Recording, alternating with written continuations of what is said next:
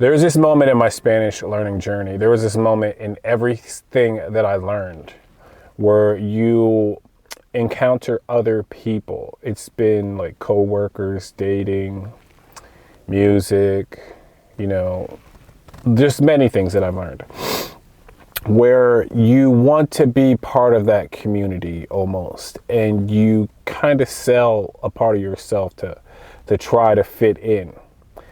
And this is something that traveling and my language learning journey and guitar and trying to pick up girls, things like that have taught me. But it never became so apparent to me until I started learning Spanish. And this is why Spanish is so important to me. Once you realize that all things are connected, you can learn faster. You can make associations faster. You can pick up on patterns faster. Your pattern recognition becomes sharper. Once you realize everything is connected. And for me, Spanish is just unlocking that in so many forms. It's just like everything I've learned is related to Spanish in one way or another.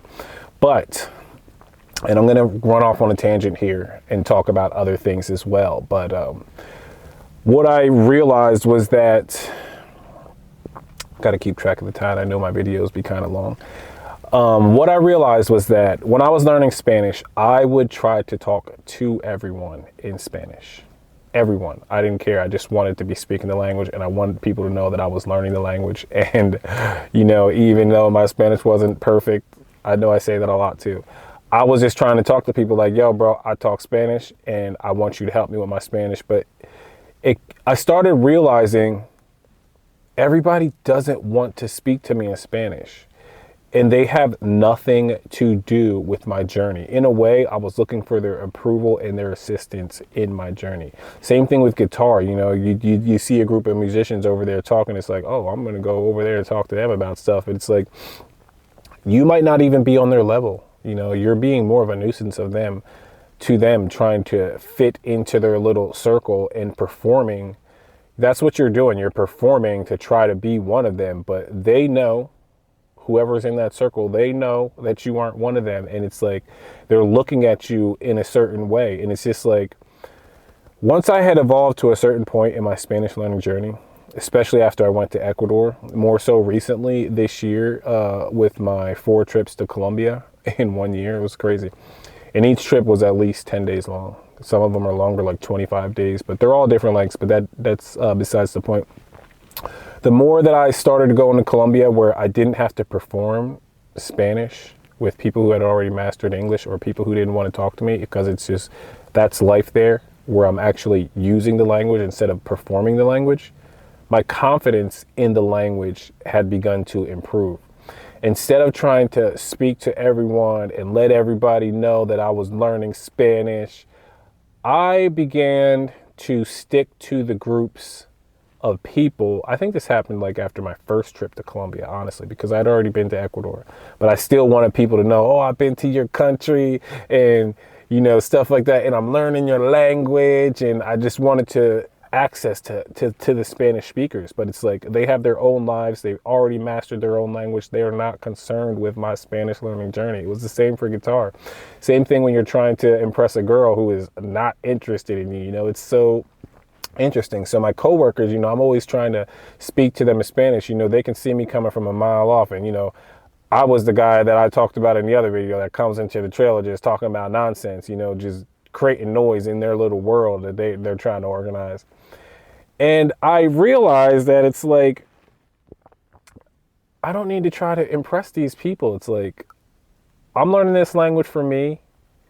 I know this language. I don't know all the words like you guys, but I know the language, you know, and that's something that has just become apparent to me over the years. It's like, I'm trying to prove to these people I know the language, and they can always hit me with something I don't know, because they've mastered the language. They know all the words. I just know a lot of the words. They can always pull out some slang, some jerga, algo como así, always, and be like, yeah, or they can just spit it real fast and I'm not going to understand. So I learned to get in where I fit in. Like there's people that rock with me in Spanish, like, yo, Pence learning Spanish. Okay, we're gonna, we'll give them a little bit. They'll always give me a piece of the pie every day. They'll just give me a little bit of a piece of the pie, and they don't speak to try to confuse me. They speak to make sure that I'm being consistent in my journey. And maybe they're slowing down their speech, or maybe they're speaking in a different way to include me. But the whole point was that they're including me. I'm not trying to fit in. It's like, I noticed it in Jacksonville, I guess. And this was, that's when I first went to Columbia. It's like I started developing a relationship with somebody there. I know I keep putting your name in the videos. I'm not going to say your name, but you know who you are. And like, you just included me, it's just like invited me to things. And it's just like, that's when I realized,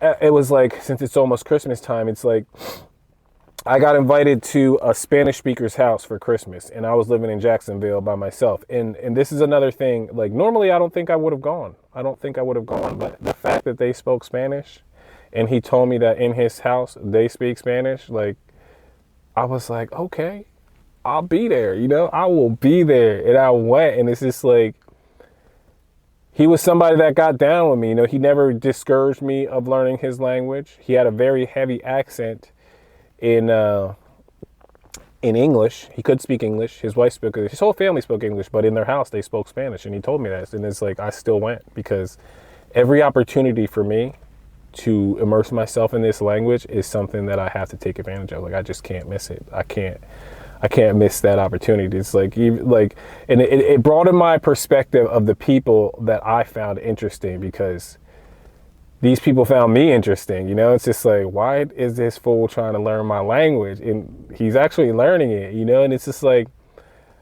I'm getting these invitations. So I spent Christmas and New Year's at this house, just immersing myself in Spanish. And it was beautiful, because it's like, yeah, they had to come down to my level, but that's okay, because they've already mastered the language. Like they're not losing anything by slowing down a couple phrases, including me in a conversation.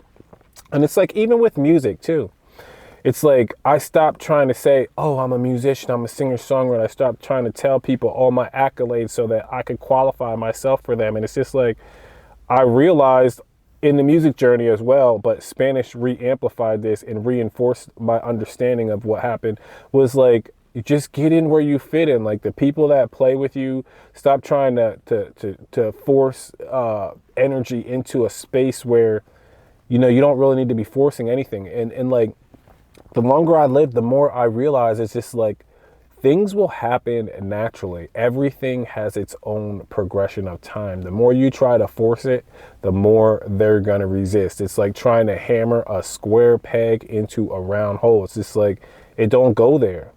But over time, that square peg might round out, might wear down a little bit, just enough to fit into that hole, and then you can hammer it in there.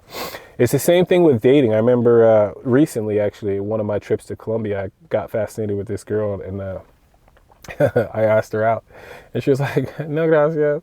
And it was okay. The guy I was with, he was like, oh, she's here all the time. He's like, that's the thing about attraction. He's like, sometimes it's instantaneous, sometimes it's instant. And that's true. Like love at first sight, or you're both naturally attracted to each other. And it's like, she's clearly into you, or she might be into you.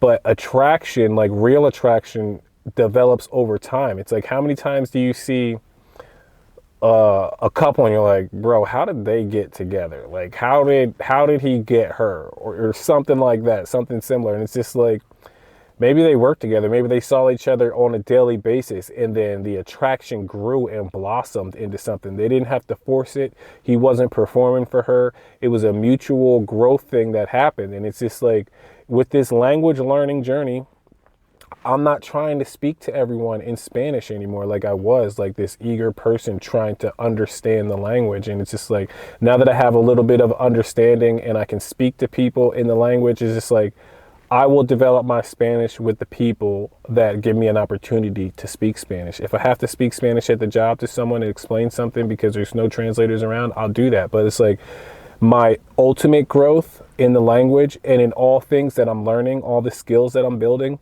will be with the people that accept me and invite me in. Like, I'm not going to perform for anyone. I don't need the validation, and I don't need the external validation. It's just like, my journey is my journey. If you want to be part of that journey, I welcome you, and I'm so grateful for your help along my journey.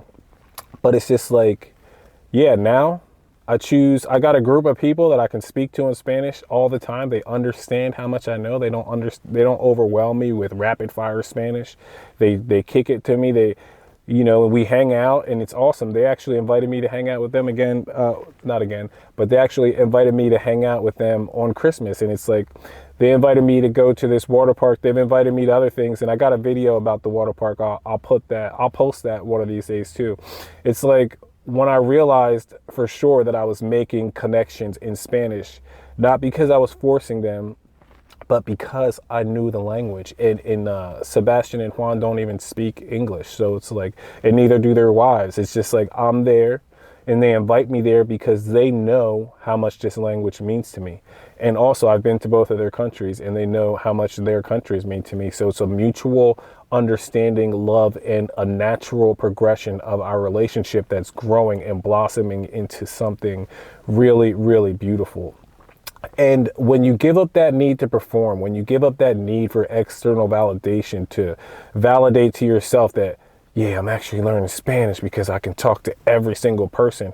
Another thing I want to say is, like, relating it back to the music, is like, I write songs, and it's like, I overheard from somebody that somebody said my song wasn't a good song. And it's just like, but 20 other people told me how much they love the song. And it's just like, you have to be okay with not being for everyone, because that's just how the world is. Naturally, you cannot please everyone, and you will burn yourself out, and you will deplete yourself trying to please people. And I've reached this point in my life where I'm just so grateful to be alive, and so grateful for all the things that I've accomplished, even if to some people they're really small, that I'm content, I'm so content. I don't have to be for everyone. That doesn't say anything about my music, because Joe likes to play jazz and rock and roll, and I don't like the Mixolydian scale or something crazy like that.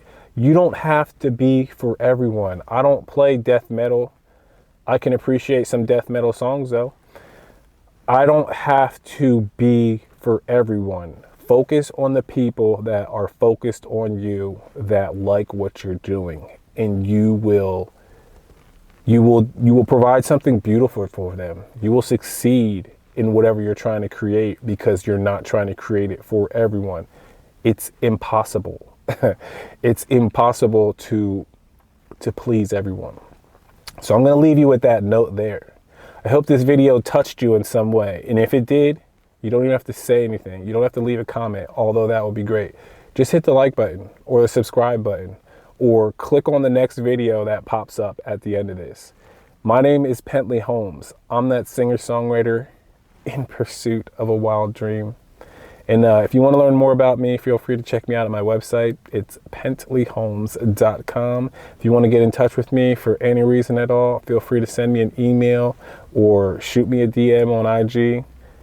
Whatever you choose, the world is yours. I want to thank you one final time for being here. I'm so grateful for your energy, for your presence. Gracias por estar aquí conmigo de nuevo.